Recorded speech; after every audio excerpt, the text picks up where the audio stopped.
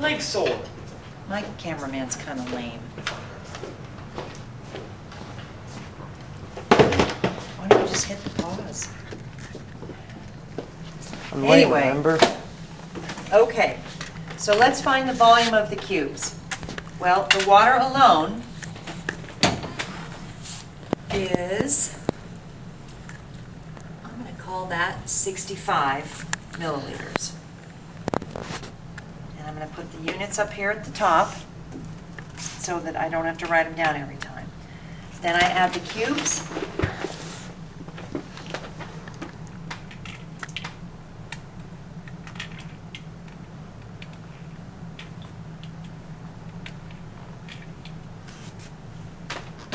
See what happens. And this goes up to, I call that 73.5. And again, that volume is in milliliters. So then I take 73.5, subtract 65, and I get 8.5. That's not right. Something's wrong here.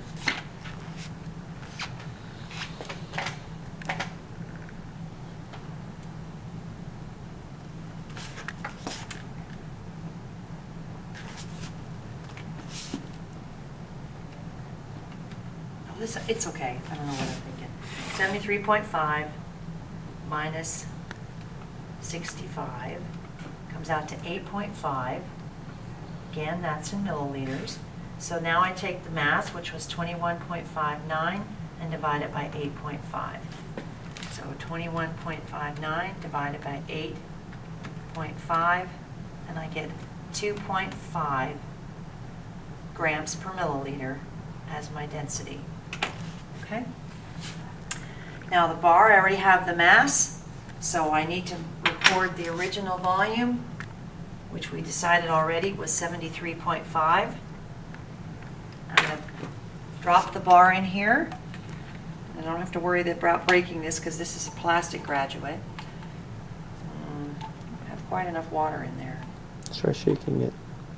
See if I can get those to. It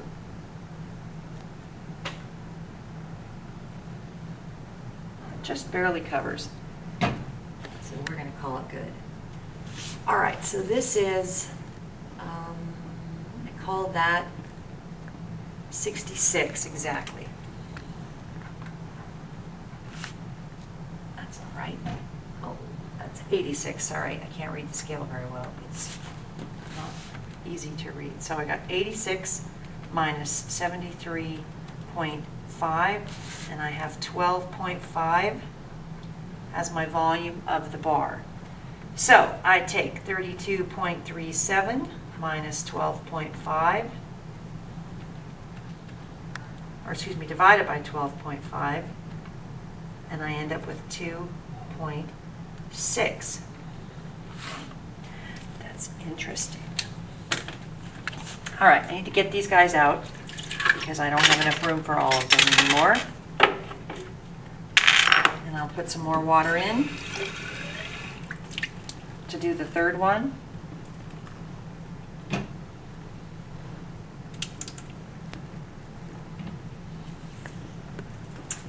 And my cylinder volume will start at, I'm going to call that 70.5. And I add the cylinder, and the volume goes up to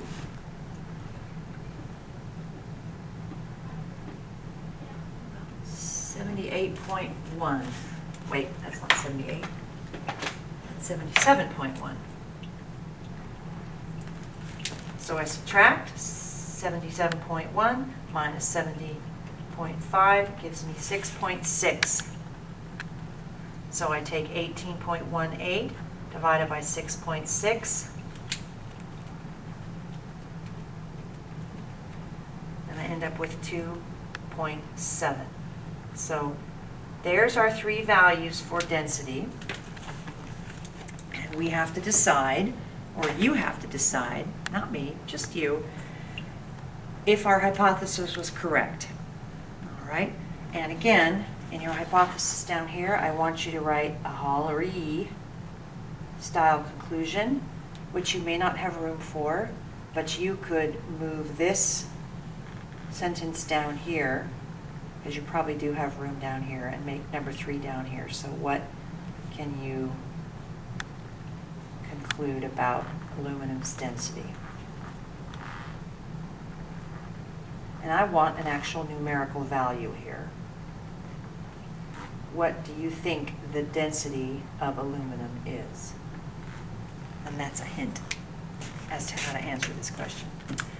All right, your job now is to answer the questions at the bottom of page 1, the bottom of page 2, all of page 3, and go through to page 4.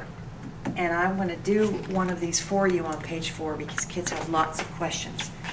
So let me tell you what it says. In the table below, compare the object you used in each part by putting the same or different in each box. So in part 1 of the lab, we had 3 different objects that had the same shape. So we would write the same in that box. However, the material in part 1, they were different. Okay? The mass was different. The volume was pretty close to the same. So look and see what happened to the density. So fill these in for all of the data from your previous sections, and then make a summary. And you may have some data or some numbers down here because I told you to do your conclusion on the back if you ran out of room. So your job now is to answer the questions and bring this back and turn it in. Have a nice day. That's all. Wait. I'm going to recap all the values so people can skip to the very back. No, you're not.